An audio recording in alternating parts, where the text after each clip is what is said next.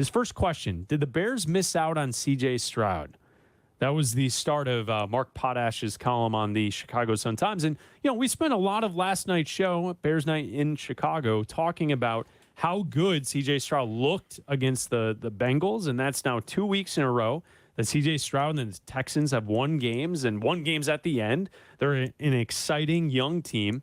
And C.J. Stroud, to this point this season, has thrown for 15 touchdowns, 2 interceptions. He has a 61% completion percentage, 2,600 yards. He is on fire. Potash asked the question in the Sun-Times, did the Bears miss out on C.J. Stroud? I say no, because you weren't in the market. You can't, hindsight's 2020, right? You can say, yes, they missed out on C.J. Stroud because of the result now. But at the time, I would say, especially in this building, in this studio, most of us were saying that Fields played well last year. Get him a number 1 wide receiver, which they did in DJ Moore. Revamp the offensive line, which they did. Get a better defense, which they did. And see what he does. Yes, were there callers saying, hey, trade him, draft Bryce Young, look at CJ Stroud? Absolutely. There were people that said, move on from Justin. We've seen enough. But from my perspective, and I believe your perspective, we thought that Justin would be better and that it was more beneficial for the Bears to not take a quarterback in that draft and fix everything else and try to turn Fields into the path that Jalen Hurts was on, where you fix the offensive line, you get a true wide receiver, and then you can see his real talent. Because he carried the team last year. And with his legs, sometimes with his arm, mostly with his legs, 90% of the time with his legs. And you'd hoped that with better talent around him, that he would be better. And so far this season, we've seen 2 games, really 1 3/4 of a game, where he's been good. And that's it. So, yeah, in hindsight, you could be like, oh, yeah, they definitely should have traded Justin Fields and drafted C.J. Stroud. But at the time, remember, the conversation was just fix everything around him and he should be better. Yeah, that was the conversation. You're right about that. Potash does point out that Patrick Mahomes in 2017 was dropped into the perfect situation. So you could say that Mahomes would be great no matter where he landed, but the one thing you can't deny is that the situation that he landed in with Kansas City is a pretty great situation. He's maxed it out. All-time great quarterback. They've won Super Bowls. Great coach. Great system. He had time to wait because they had Alex Smith. Potash talks about that. When I think about this, though, the one thing that I have to continue to remind myself, though, is the Bears had the number 1 pick. So it was their choice to go with that path that we were talking about in the offseason and last year, that Justin Fields is the guy and you need to build him up and give him every opportunity. It's a choice they made to go with Justin Fields. It was also a choice for them to scout every quarterback in the draft and do their due diligence and to say Bryce Young is not worth the number 1 pick. Will Levis is not worth the number 1 pick. C.J. Stroud, not worth the number 1 pick. I know it's hindsight, but at this moment, it seems as if C.J. Stroud certainly was worth the number 1 pick. And the reason I keep pointing this out in my own head as we discuss this is the Bears had the number 1 pick. There's a good chance they're going to have the number 1 pick again. Yeah. What leads you to believe that they're going to be able to scout these quarterbacks in the future to make sure that they're in the same and in the right situation to draft the guy in a quarterback class that has a bunch of names? We talked about Williams last night. We talked about May. We talked about Penix. We talked about McCarthy. We also talked about Nix.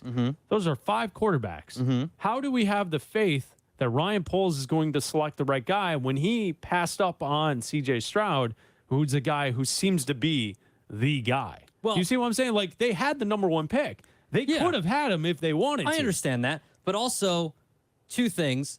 Every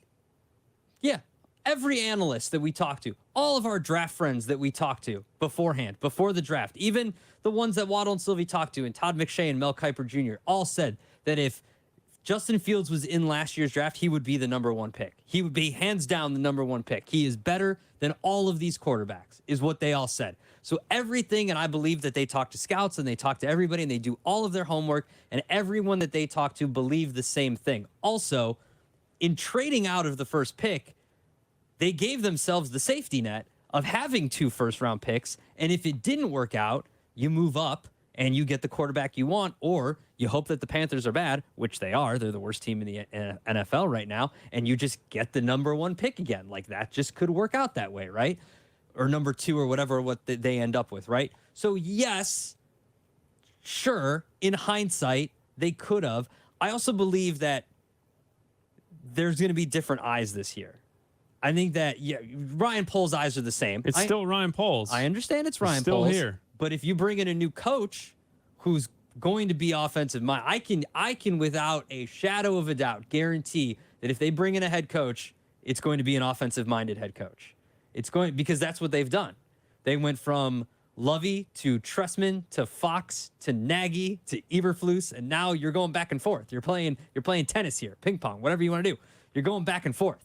And so it's going to be an offensive minded head coach, and that offensive minded head coach is going to have input on who they draft. Also, they didn't need to look for it's their job to look for a quarterback, but they didn't need to look for a quarterback because they had Justin that's Fields. garbage, though, because if you do your homework and you see that C.J. Stroud is an absolute can't-miss prospect, or he's proving through the workouts but that no he's one the said guy. He was a can't-miss product. No, but I guess my point is, I'm not saying that someone said that. I'm just saying, like, it's their job to figure that out. I also don't believe that if you go back and look through last year's draft analysis, that everybody was like, CJ's the guy. Everybody said Bryce was the guy. Everybody said Bryce was the guy. A lot of people loved Will Levis heading into the draft. Exactly. CJ was third.